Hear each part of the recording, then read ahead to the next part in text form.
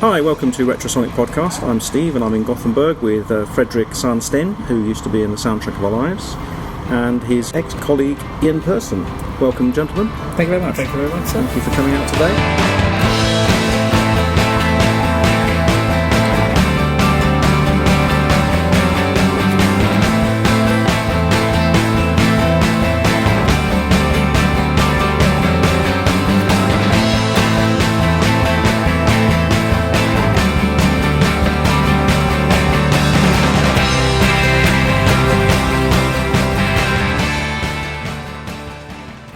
So I came over first of all to see Ebert Lundberg's gig last night, and I thought it would be nice to catch up as well with you and see what you've been up to since the Soundtrack of Our Lives ended. I mean, Fredrik, what happened when Soundtrack split? Did you carry on in the music business? No, not really. Well, I work for Gothenburg City with as an event developer. Well, I'm working primarily with music events, bigger festivals and so forth. To make them happen here in the city. Okay. Are you bringing bands into Gothenburg, or? No, not really. I'm sort of more helping promoters and people with ideas to make them to realize, make them happen. Help them in whatever it is. We need help with in the cities. Permits and all of that. Yeah. Promotion and help. So could you promote Gothenburg-based bands outside of Gothenburg, say coming to the UK or things like that? Or say Ian, take him on tour to the UK to promote Gothenburg? Or? Actually, this company of course has been around for many years, but why I sort of got into this business in the first place was actually what we did with Soundtrack back in 2002, was that we brought a lot of British journalists over here. Yeah. A British label, Warner, I think, was paid for it, and then we took them over here for a weekend in Gothenburg, and they just hung out with us and we showed them the sound. And that actually had quite a big media effect in the British media, and it was quite interesting. You realise that a band like Soundtrack actually have it's a very big, and we were very proud of our city. We had Gothenburg logos on the cases and everything. It's sort of quite interesting that it's a very good way to promote a town. Music is one of the most. It's very interesting, more than anything else. I would say. So then back in the days, that sort of opened my eyes. So that's where you got the idea. And of course you get more and more interested in. And as we toured around the world, you get to know people.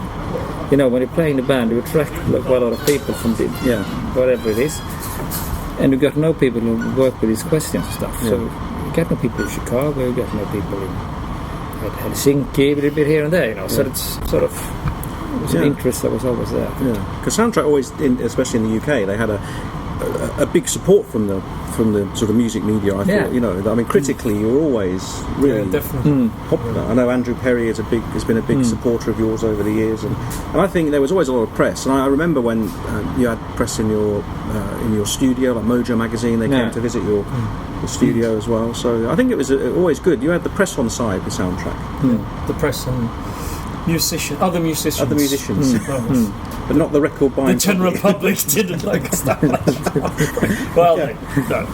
But that's true, isn't it? Because there was always other musicians at your gigs, in the audience watching you, and everybody and music fans. I say music fans, that knew their music. Always a really well-respected band, and I said it's unusual for the music press in the UK to really sort of get behind a band, because they're very cynical. We were a bit surprised every time we released a record and that happened. You read about the NME thing, the bands went up like that and down like a rocket, but we were sort of a bit surprised when they liked us this time again.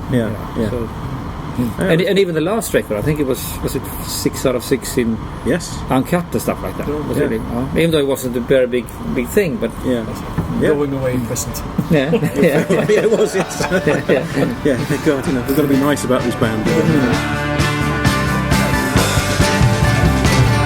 We are the space you learn to know. We're as above and so below, and everything that's in between. We are ascending frequency. Yeah, we are ascending.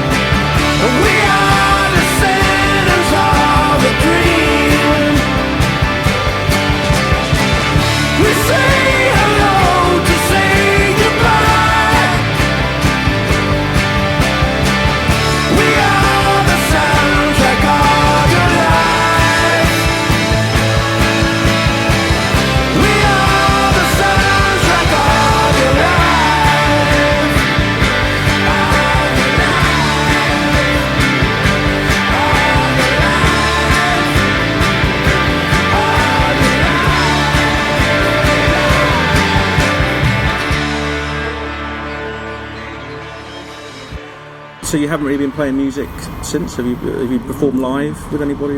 Well, I play with Ian every now and then. All right, yeah. When he gives me a ring. Yeah. So we did a talk. We need a person from the Cardigans this summer for European dates, and then we really record. I helped Ian with some drumming on his latest project. So yeah. Nice. And you're working on a solo record now, are you? Yes. Well, I've been working on and off since 2012. Yeah. And then the last tour with Soundtrack, and then I worked on a TV production film together with Kalle, actually, the bass player of the Soundtrack. And after that, I've been producing this album with a guy called Jerry Williams, who's 73, an old legend in Sweden. Yeah, He's been going on since sort of mid-50s. So Fredrik is on drums on that one, and Kalle is playing the bass. Recorded at Kalle Studio. Oh yes. And the pianist is the guy who plays on my solo band. Yeah.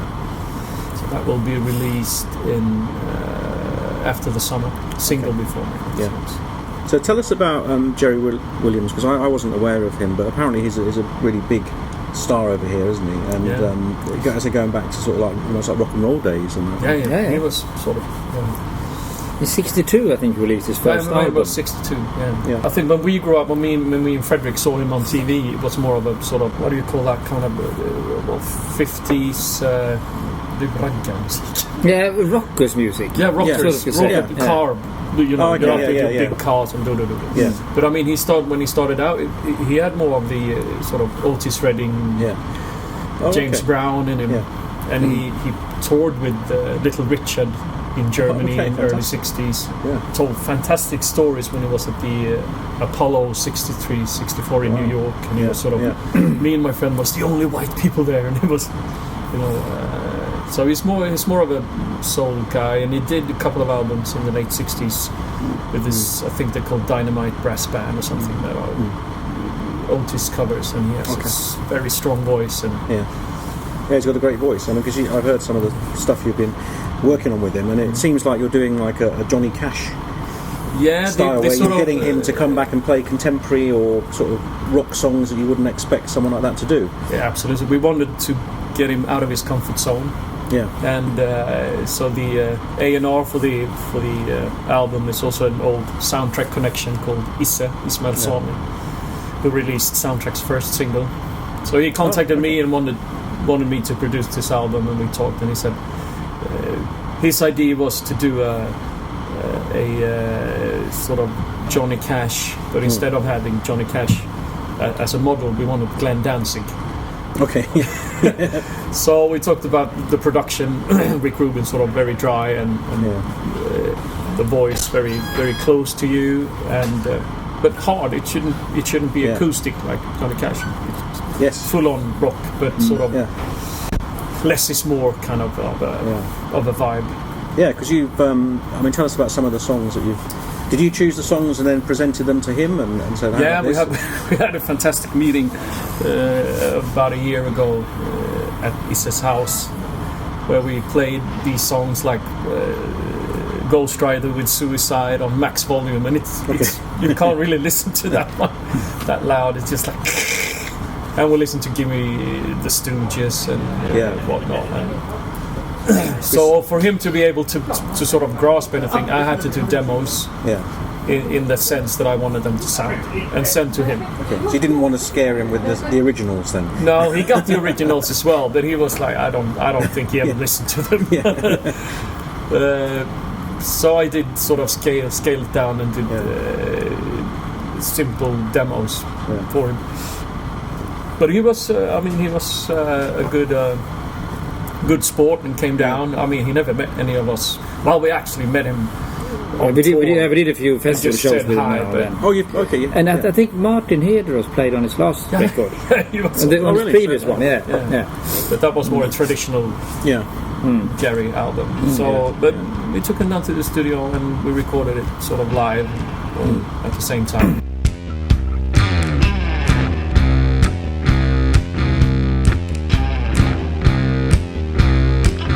Ghost Rider motorcycle hero.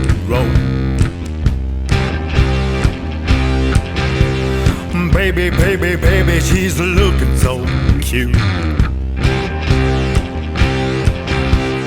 Riding around in a blue jumpsuit. A Ghost Rider motorcycle hero. Baby, baby, baby, she's blazing away. Like the stars, stars, stars in the universe. He's feeling the sort of old school way of being an artist. You know, he was actually toured with the Beatles as well. Yeah. Just when around the Please Please Me period. Yeah. But also, so he always had songwriters to write for him. Yes. And it's always been actually quite up to date, even since this Dynamite brass band era. So I would say that even though he's 72 years old, he's still very sort of. He's open to new ideas, and he's sort of. So you've chosen Ghost Rider by Suicide. You've done Gimme Danger by the Stooges. Yeah, Blood and Tears with Danzig, the second album. We've done version of Bad Moon Rising, but sort of in minor and slow, like a old gospel kind of tune. Yeah. We did Far From Any Road, which is the main theme from True Detective. And rise with me forever across the silent sand, and the stars will be your eyes, and the wind will be my hand.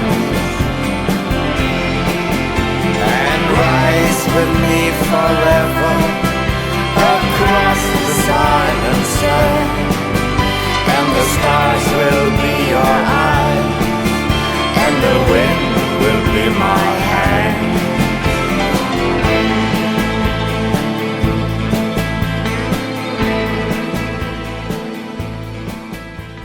And then I wrote 4 songs for him as well. Okay, so you got some of your originals on there. Yeah, well, we had more, and I did sort of. We were close on doing a Silver Bullet song and PJ Harvey song.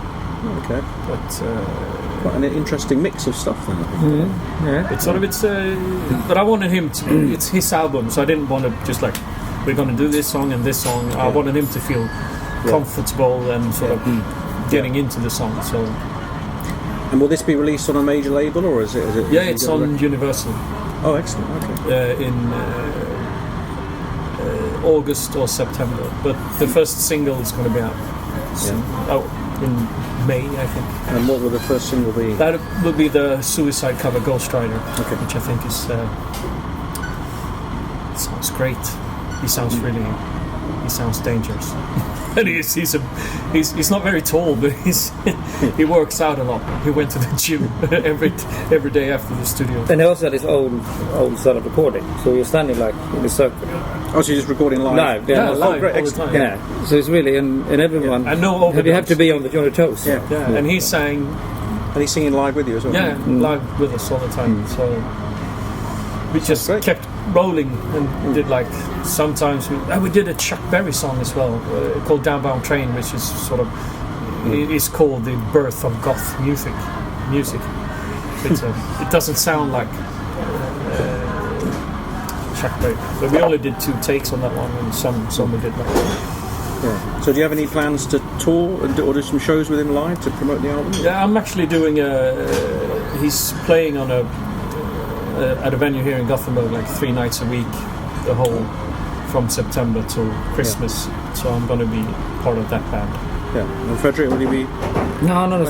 Well, I don't know. We just did the record together. He did sort of a farewell tour for 2 years with his old material. Yeah. So he's told some of the guys in that band, that was a huge band, like 30 people. He told some of them that he was going to do something new.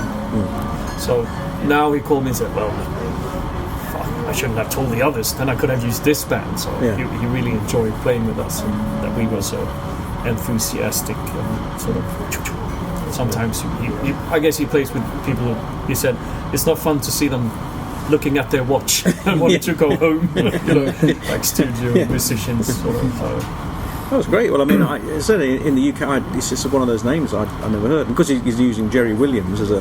So I was thinking, who's this? You know, not a Swedish... Because that's not his real name, is it? No, that's a Swedish name. He's actually Swedish, isn't he? So, yeah. But I mean, it's one of those names that you're thinking... When you mentioned it, I thought, I've just not heard... I just haven't heard of the name at all. So didn't they say they used the British... Yeah, in the 60s and the 70s. Wild Angels, I think, or on motorcycles. Oh, fantastic. And they said that they were really fierce and they looked like shit, but they were really sort of. They didn't drink much, but they wanted to have the image. Yeah. But so I've seen pictures. They look like Jesus Christ. Oh, it sounds interesting. I'm looking forward to it. I mean, I've heard a couple of tracks, and it is intriguing. Because, like you said, it's the production on it. I don't know if they were rough mixes, but it is quite sparse. Yeah, but really that powerful and very, very powerful. And it's quite. And he's got a wonderful sort of baritone voice as well, hasn't he? It's a great voice. It works, especially on the Stooges track, because Iggy was always a good crooner, wasn't he? He always had that good deep voice. I think it works really well. Yeah, it was good fun recording it.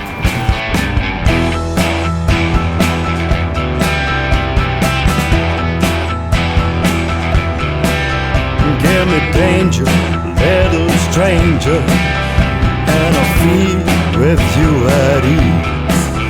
Give me danger, little stranger, and I'll feel your disease.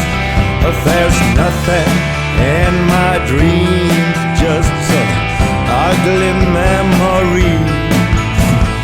Kiss me like the ocean breeze.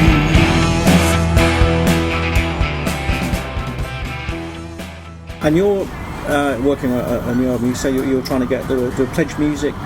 Yeah, I'm starting my pledge on Monday, which is what's the date? 30th. 30th, yeah. Just got my artist Facebook up and running today. Oh, good. So people taking care of me, the pledge people, which is also funny because the guy who's the sort of the head honcho in Sweden, he was head of Warner. He was the one who signed us. Oh, with the soundtrack. Okay. And one of the other guys was the first or was the A&R for Behind the Music album. Yeah. Oh, yeah. So he's on there. And so you're asking people to sort of donate to help you with the give me money, please, so I can buy him another drink quick. I think it's quite interesting, and they get to follow you all the way. Like posting films from the recording and all sorts of. So you've got different packages that people can. Yeah, you can buy a vinyl or a CD, or you want to put up one of my guitars there to sell. That's been on tour and on a lot of. Well, the IFK. No, that one. Not the Gretsch. No, but. So how can people find out about your pledge music site? Is it on Facebook? It's going to be on Facebook, but you can go in on pledgemusic.com. And I'm going to be there. Excellent. And just like be in person. Yeah, sounds good. And one of the tracks from the new album, are you going to release it as a single, or are you going to do any promotion around that? Don't know yet, really.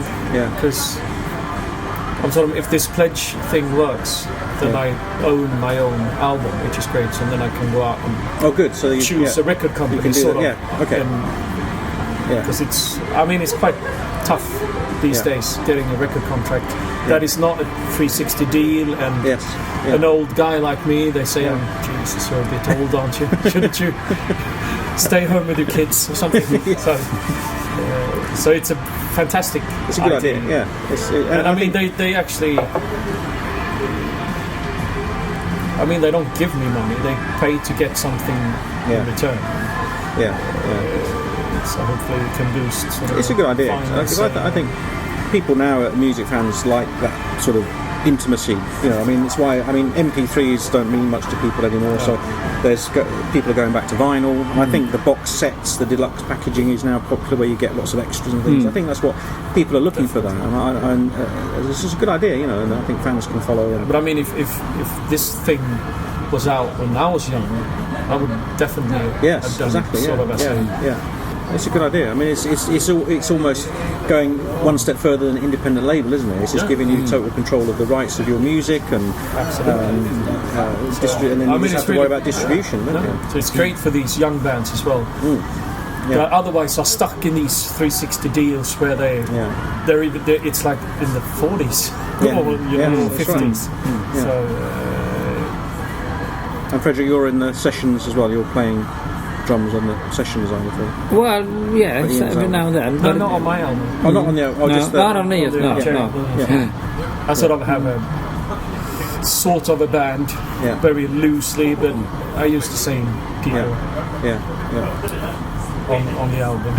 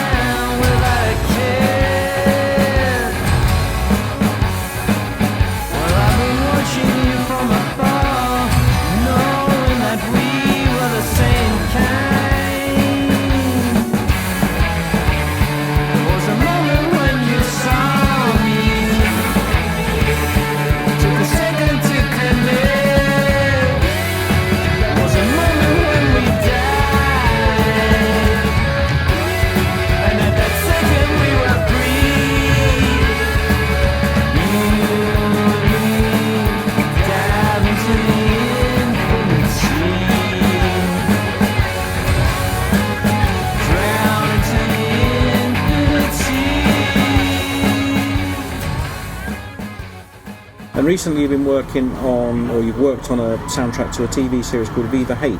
Yeah. Which has been shown on Swedish TV. Is it available as a DVD, do you know? Or it will be. Okay. Because I've seen it with English subtitles. Oh, good. Yeah.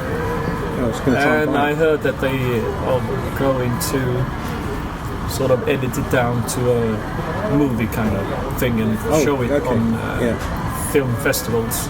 Yeah. Sort of mainly to sell it as a TV series to other countries. And tell us a bit about Viva Hate. It's a story of like a young band in the 80s, is that right? Is it like an indie band? Yeah, young band in Gothenburg, early 90s, so 93 or whatever. 4 young in their early 20s, struggling, and I mean it's all or nothing for all the characters in sort of there are a few gangsters and girlfriends and mothers and whatnot, but it was I recognized myself in there. And the city, how it was. I mean, there were a few very rough criminal elements that were around the music scene, sort of. And you follow these guys from being sort of nothing and they don't play that well, and in the end they actually sound pretty good.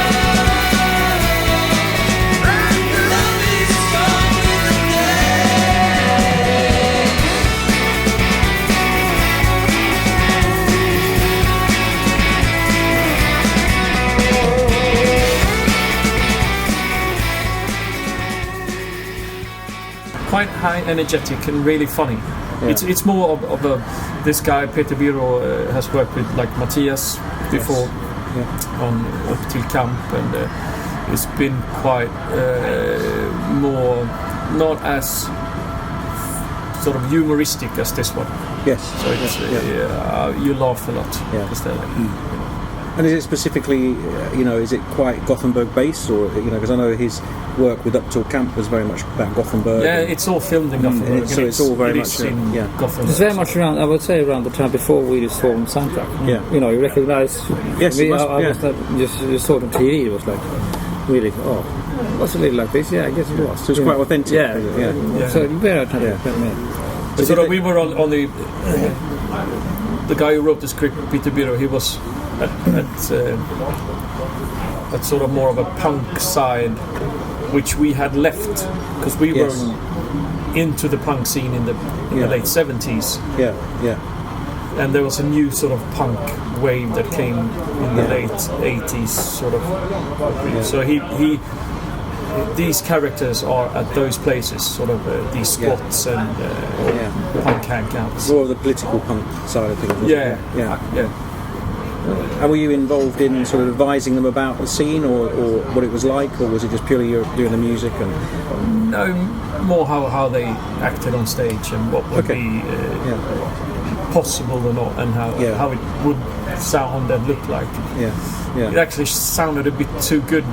We wanted it to sound worse, but they said no, but people won't understand on TV. So, but it was fun. I mean, we me and Kalle rehearsed with these guys for like 2 or 3 months. Because they couldn't play that well. But it kind of formed them as a band. So in the end, they came in and were with swagger and really. They acted like a band. So. Were they musicians, or were they purely actors? Or the guy who plays guitar, which is sort of the centre figure, he could play guitar.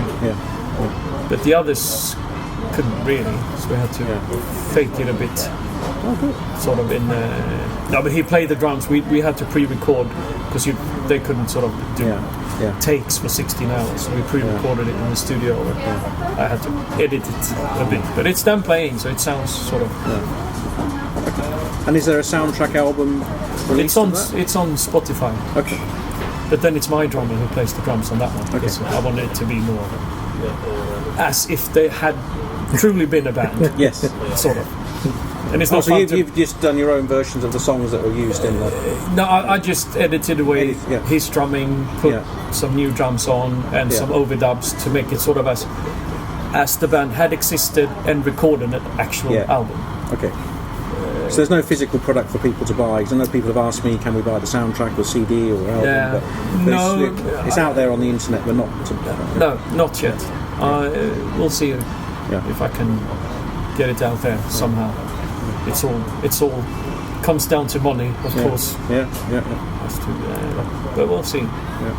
So Gothenburg obviously has always played quite an important part in the soundtrack of our lives. But obviously, the band members were not all from Gothenburg. But in Karlstad and Gothenburg. But Gothenburg, to me, people always see Soundtrack and Union Come as purely like a Gothenburg band, And it seems to play a really important part of you. And now, obviously, Fredrik, you're working promoting the city, and I mean, back in those days when as this movie is all about the period. I mean, I grew up in the middle of Sweden, in a smaller town, and I wanted to play music. Where do you move? Well, you move to Gothenburg because that's where it's happening, much more than Stockholm. Really? More than Stockholm? Even back in those days. And I guess it's still the same thing, but of course the scene looks different. But when kids still move here to play music and to be around because of the festivals and everything that's happening in the clubs. I think if you want to have a band, if you want to be a session musician or sort of, you move to Stockholm. Because there are more opportunities there. It's getting better. Like Kalle has a studio and we start to sort of bring in work for as session musicians as well. But it's more of a sort of a city of bands. It seems to be. I mean, when I interviewed Matthias Hellberg a year or so ago, again, it was amazing how many the sort of pool of musicians from Gothenburg and how everyone seems to help each other out and play on each other's records. And I mean, he was playing guitar with Håkan the Levy Stadium, and he's playing guitar with them, and then he's played guitar with Soundtrack, and then you've got it does seem like there's this fantastic pool of musicians that all help each other. Yeah, it is, and it's been around for quite a long time as well. I mean, Håkan, he started out in those days as a drummer and bass player. Yes. And I moved on to be, well, maybe Scandinavia's biggest pop artist. Well, outside of Scandinavia it's nothing. But I mean, in Scandinavia, it's massive. And he has the record here at the biggest arena, outdoor arena in Sweden. So I mean, and that have come from the same sort of, what do you say, mold of growing. We all started out together. And he was in what band was he in? Was it Brudonget? Okay. And he was in a band called Honey's Cool. Who was the girl from Knife? Yeah, she was the singer.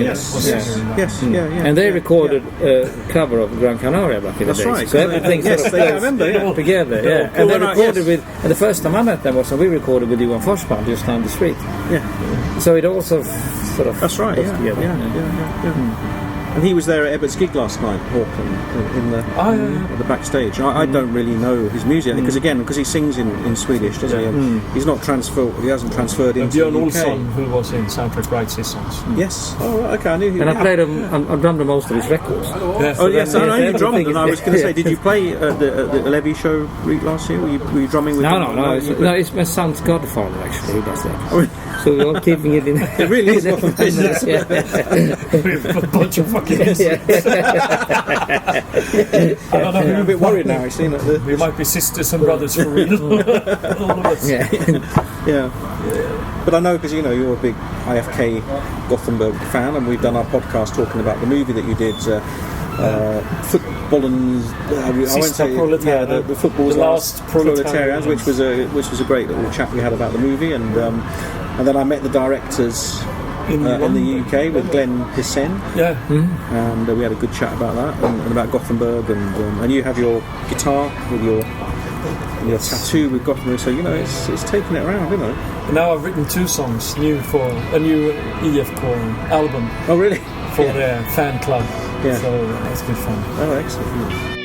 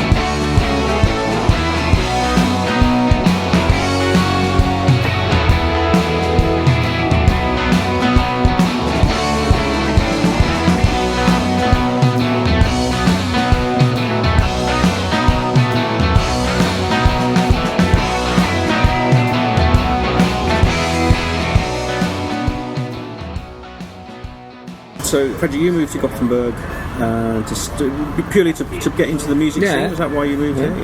And what was the sort of first band that you played in when you came? It was sort of a local, small band, I would say. We never made it. But then I played a band called Big Cream. Yes. For about a year and a half or something. And then we split up, and then we met up. But we sort of knew each other from the scene, sort of. So, I mean, and that was, it's 21 years ago. Did you tour in England with me? No, we toured in America. Okay. Because that was Jürgen Kremenez. Yeah, he was part of that. And he was he linked to Union Carbide or something? He was the sound man. Yes. Okay. Yeah, that's right. On tour. And that's how you got to know about Fredrik's drumming? Was it through Whipped Cream or? Yeah. I think it was. Yeah. So it was really sort of there was about 3 bands. Union Carbide was sort of the big band. Stone Funkers as well was another band. Yes. Sort of into that. Which I did an album with him. I mean, people Amsterdam. always. Oh, really? That's Studio Bananas. that was. I can imagine the Actually, think about studios. Just on the street was where we recorded our first record. Oh, was it? Okay. And it's now been closed down, the studio. Yeah, it was a big thing in the local newspaper. Yeah. Oh, is it? It's a big thing in the local newspaper. They're closing now Soundtrack's studio. There's nothing there now, so if I go on my rock and roll tour of... there will be garbage. Garbage, yeah. It actually is the size of a garbage can, the whole studio, so I can understand why. I'll have to go and check that out then, you know. We have some nice footage from there. When we record a song in New Play, because there was a drum room, and he actually just fitted Fredrik's drums, and then we stood online. Yeah. It was so small. I mean, really? It was 20 square meters maybe. Yeah. I think and the amplifiers were in a completely different part of the house, so you could see chord go up. And it was quite freaky. There was all these speed freaks and crazy people. And we remember once we did in the studio, we did a take of confrontation camp, and the tape machine was just by the door. Yeah. And we were recording this is fantastic. Yeah. And then I heard Torsten stop it, for fuck's sake! And then two of these local drunks had stood up and they fell into the tape machine. What? So is it if we can listen to one of the songs in the background, can we hear them falling over or something? Well, no, we had to do another take. But some bootleg somewhere. Somewhere. The sound effects. And this was before you started the Svenska Gramophone studio, and your own studio, was it? It was Kalles all the way. But the first one was actually sort of a bomb shelter room he had, but he didn't call it anything then. I don't know. Where we recorded parts of the third album, Behind the Music. Part of that, and partly Musicamatic, who's a studio sort of in the same area as the other one, who's now the garbage room. So I don't actually named the studio. No, we didn't. Because it was down by the harbour as well. That's the original one was. Now it's moved, hasn't it? Now it's moved. He bought so much equipment. Yeah. So in his bob shop room, the last weeks, months, we couldn't rehearse. What working like that? So packed this stuff. And then, is this why you got your own studio? Just to stop drunks falling in and you get a bit of space and But Kalle was always very interested in sort of all the technique, sort of the other stuff as well. And he was really into sounds and recording. Yes. Which was great. I mean, we would never have been able to put out records if not for his studio, because they're so expensive. Well, it must have helped you a lot, We were in the studio for 1.5 years sometimes. Yes, I know we were waiting for albums. I know, and we were waiting as well. So thanks to Kalle, the record becomes But it must have helped you to become quite self-sufficient as well. Definitely. To have your own studio. You're not relying on, I mean, not just financially, but just the artistic thing, like you said, you could take your time, and it must have been a big help. Definitely. I don't think we would have been able to continue as a band after Behind the Music. Without that possibility. I mean, the studio that we just talked about, that's been the garbage room. That was only the studio we could actually afford in Gothenburg. And that was the smallest one. We couldn't even squeeze in the whole band because it took such a long time to make the record. Sometimes we started out in Musicamatic, which was just about this big, real good studio, but we could only afford like a week, and then we moved down. To do it. But I think it's now become must be one of Sweden's most well-known studios, isn't it? Not just Sweden. It's becoming an international studio. You have so many international artists there, and it's become really successful, isn't it? Definitely.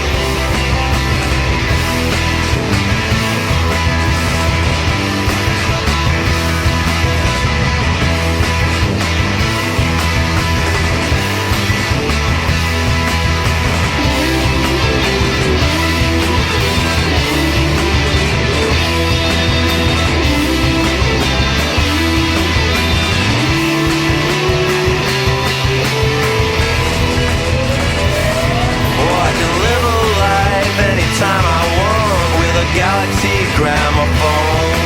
And I can pitch my soul at any speed I like, depending on what level you're on. In space between a subconscious track, I'm hung up shaking hands with myself as I try to make my serial plans through the eye of a storm to the center of the Milky Way.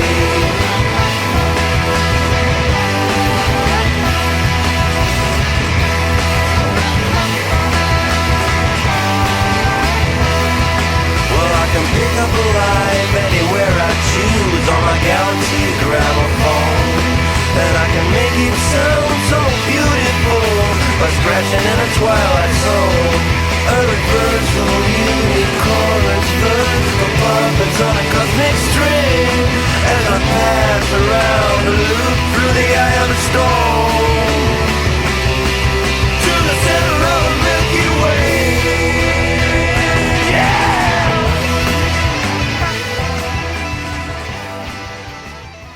So when you joined, so you left Whipped Cream and then you joined the Soundtrack of Our Lives. Yeah. So how did they find you? How did they did they ever pick you from his pool of musicians? What was more Kalle? Yeah, I played. I said I played with some. We did some stuff with Kalle.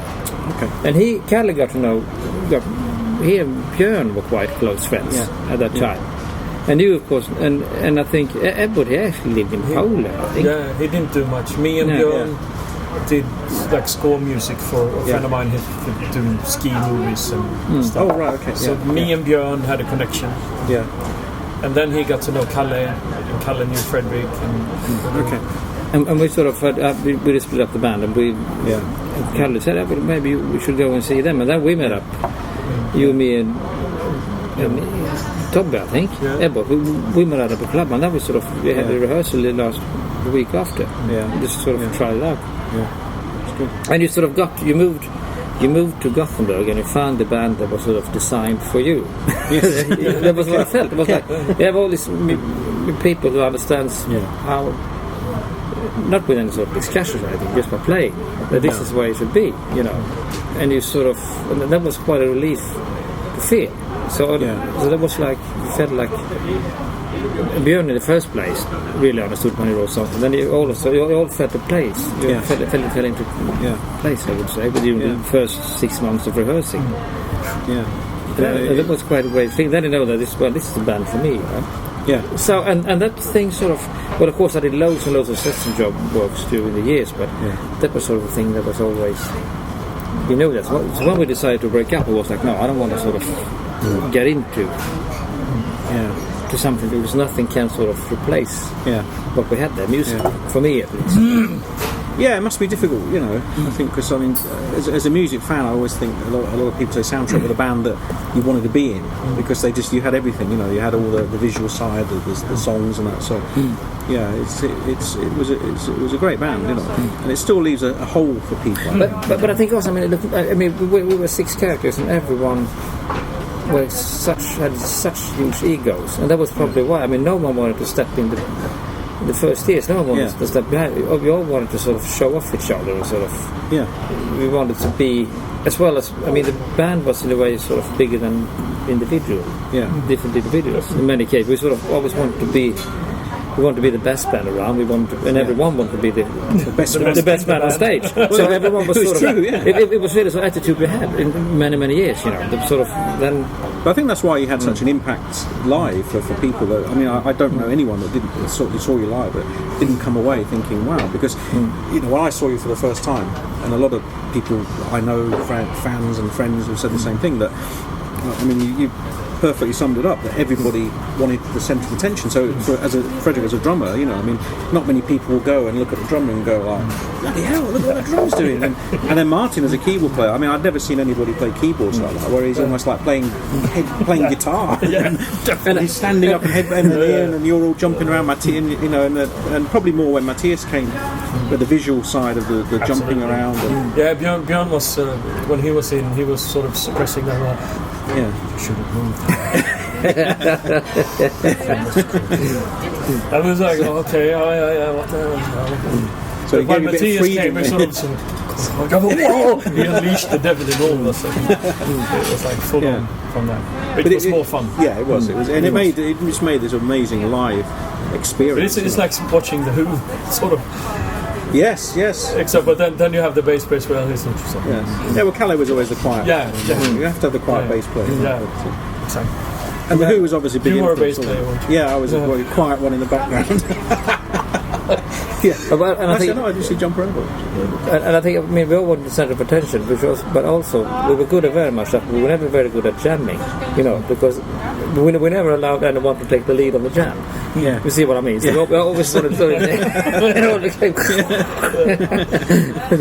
and sometimes Kalle just refused to jam, so he would have started like that.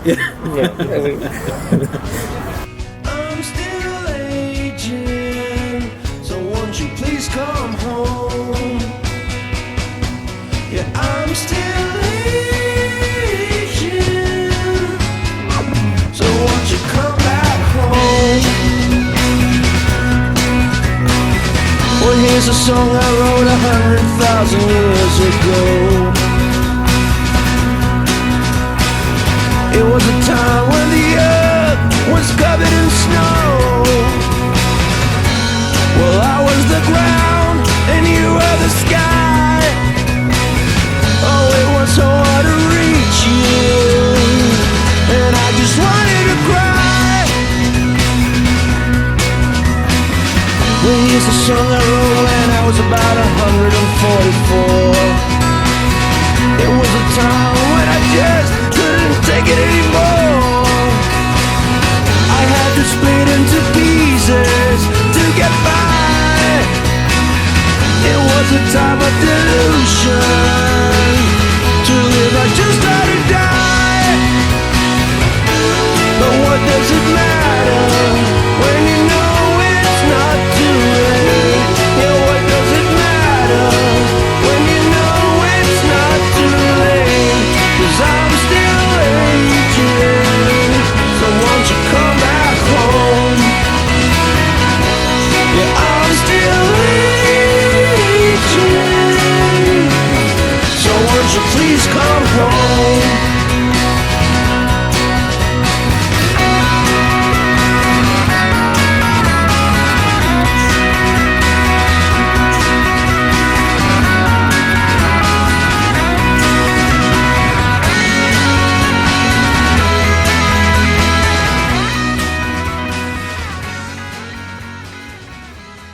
We found ourselves around the music period.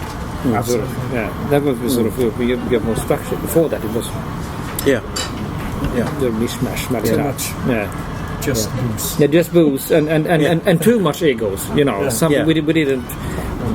But then we found the path. But we had to sort of, after the Extended Revelation album, no one wanted us.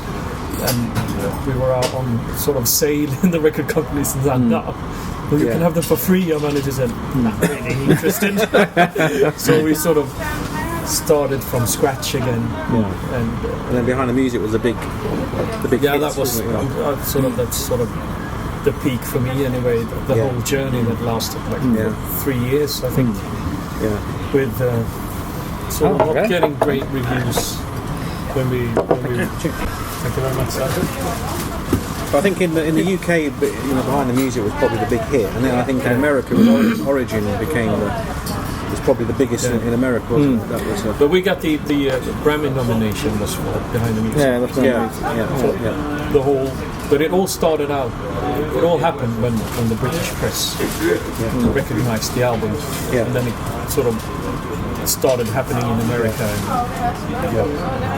And that was sort of quite a relief because, as Ian said, you had this. Are you really going to keep on going with the band? That was in Sweden. So was that bad in Sweden? Yeah? And then we had this great reviews and all these British musicians that the Swedish press was looking up to. We started to pick our record, and the Oasis guys started to pick it, and the Bobby Gillespie, all those people. Yeah. And then it's like, you're really making it over there in England. And all of a sudden, it was a classic rock album, and it's all got not that great reviews in Sweden. So I actually found the press book the other day, and it was like 2 out of 5, 3 out of 5. and you saw the British reviews, and it was 4 or 5 stars all the time, and that's sort of. But then when we did the tour, after they've seen the English ones, we all got 5 stars for everything we did. So I think we actually got in in Sweden. I'm talking about the Swedish charts around 16 or something. Yeah. And then a few months later, it was number 3. Fantastic. Just because it was a British press. It had such huge impact. So it just sort of started timing. So it just came the other way, because I mean, a lot of people thought that you were a big stars in Sweden. Yeah, we were, but we were not really sort of. Yeah. So I mean, the thing is, when you decided to call it a day, it was again. Did you have any idea that, as music fans? I know, because obviously you're all big music fans, but was it something that you wanted to do as a band to finish when you were still sort of getting along quite well, and you just you released a great album? So for some people it was a bit of a strange time to finish, because it seemed that you were picking up again. You were back in the public eye. The gigs were good. The atmosphere seemed good around the band. But that was all due to that we had said that we called it quits 1.5 years before. So that all came afterwards. So I think we were on tour in San Francisco, and we had a meeting. We said, so what are we going to do? This isn't really any fun anymore, and we need to do something. So, but I mean, I remember we talked about having a break for like 3 or 4 years, because we hadn't had that, and we all wanted to be able to do something else. I only thought about that for a while, and then I think we were in Germany or somewhere on tour, and then we decided, okay. We're not going to take it, we're going to call it a quits. But we're going to do... We had quite a lot of songs lying around. Let's do an album with that, and a proper tour, and sort of end with a bang. Yes, it was good. It went well, didn't it? And then, to finish with the sort of week residency at the Söder Theater in Stockholm, you played all the albums one night, the first album and the second album. It was a great touch, It was a really good... that was a good... Let's talk. Because we didn't have to talk about what we're going to do next, and we have to set money aside to do an American tour, blah blah blah. We could just focus on enjoy it and enjoy playing live as we used to. And I think musically we were, well, of course, career-wise and sort of, but we had the first record, which was the peak, and then we had the music, of course, and then I think we really, as well as the joy of playing music and commercially and everything, I think, and then the last tour was really good as well. Yes. And then, as I said, it was really fun to play again. It wasn't. It wasn't a struggle. It was just pure joy for the last 6 months. I mean, to be honest here, did you ever feel like? Did you ever have any regret that you made that decision when you were enjoying it so much, or was everyone quite sort of? I think we all realised that we had so much, we had such a great time because we knew there was an ending to it. So the pressure's off. And sort of scary as well, of course. I didn't know what to do. A loss of identity. After a while, you sort of, and I could sort of feel with people who lost their jobs. It was quite a lot of people who lost their jobs at the time, having the same job in 20 years. And I was like, I'm the same. I just had a different job. I suppose it's a good point. Sort of, what am I going to do now? I didn't really have anything to do for 6 or 8 months. It's an interesting point, because I don't think, again, as you think about it in that way, that you're leaving a job, aren't you? Not that fans want to know about being abandoned as a job, but of course it is, and suddenly you are facing... It was my income anyway. It was sort of put food on the table, so it was actually a bit scary, but good for me, I think, to sort of be in charge again and sort of let my own brain... My brain started to work again. Which I have to sort of... It was quite easy, just tagging along and well, there's a new album and blah blah blah. So after that, did you find moving into sort of movie soundtrack work? Do you enjoy that side of it as well? Because you're again, you're not. I love it. I think it's sort of a challenge to do it. But I had done some before during the soundtrack. Yeah. So hopefully I can continue with that. And now producing was really good fun. Are you producing any bands at the moment then? Have you got any? No, with that Jerry Williams. Oh, just the Jerry Williams, yeah. Would you like to do more production for other bands? Yeah, definitely. I thought it was good time. And now my album, I mean, it's my you know that you're not going to sort of have the same career as the soundtrack, and being able to sort of have that as a steady income. But I think I wanted, just for myself at least, to do one proper solo album. And well, if not show that I can write songs and maybe write songs for other people.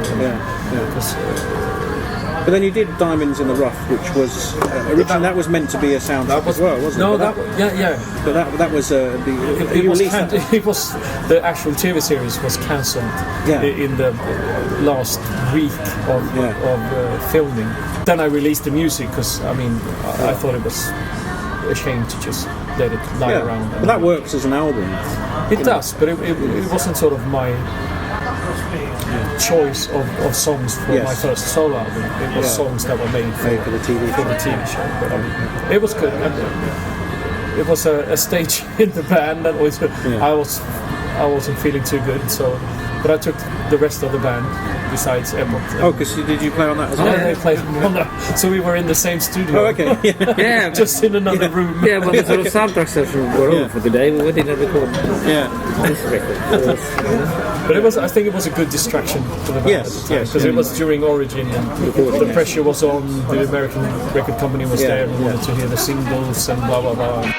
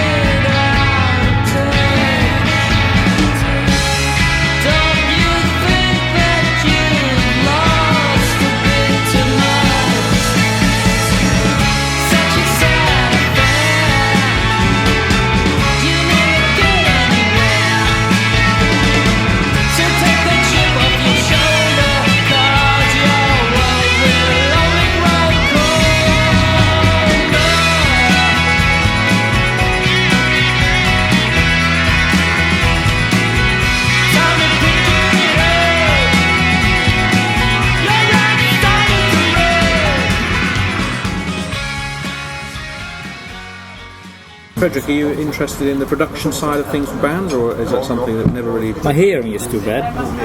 I've played drums with this band for 20 years. I can't hear the high notes. No, but I said, not really. I'm sort of focusing on... In a way, I mean... when I started in soundtrack, I played with the best guitar player, the best songwriters and everything. Yeah. So I thought, well, I focus on the drums then. That's what I can do. And that's it's the same with the production thing. I had so many great producers around me and everything. So if I can do something, I can sort of focus on the percussive thing. Yeah, that's why I choose him and Kalle as well for this production, which was my first big production and everything that you. And we know each other so well musically. So I mean, we're sort of a wrecking crew. Yeah, I think so. I think we don't know for how many hours we sort of to play together. I mean, and also, we started up. I didn't pick up the sticks until we actually were asked to play the Nina show. The person here with Gothenburg Symphonic Orchestra. Yes. And it took, I don't know, 25 minutes, and we were on it again. And we could sort of do it, and that was quite a different kind of music when we actually played together. The soundtrack is much more sort of structured and laid back, and with click tracks and everything. But we managed to put that together as well, and then we went into the Jerry session. And we sort of easily click together. Yeah. Well, I think I'd like to say thank you very much for taking the time today to talk to me, and it's nice to catch up on what you're doing now and that you're still going strong. Yes. And we look forward to your new album, Ian, or your 2 new albums, and Fredrik, good luck with promoting Gothenburg. No, thank you. Great city, and thank you very much indeed. Hope to see you soon again. See you soon. Thank you.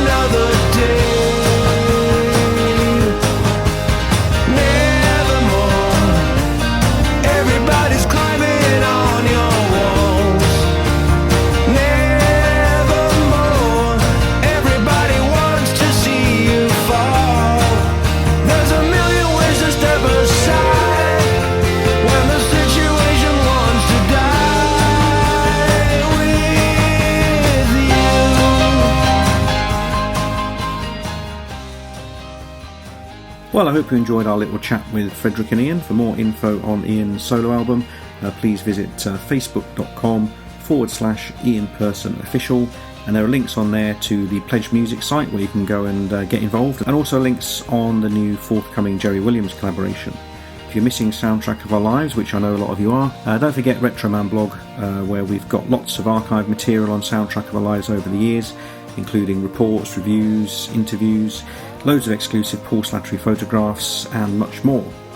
We've got some great Retrosonic podcast specials as well, with interviews with Matthias Ballied, where he talks about Freefall and his movie soundtrack work, Ian as well, where he talks about the IFK Gothenburg movie, and also Matthias Hellberg and other related soundtrack material. So thanks for listening, everybody. Until next time.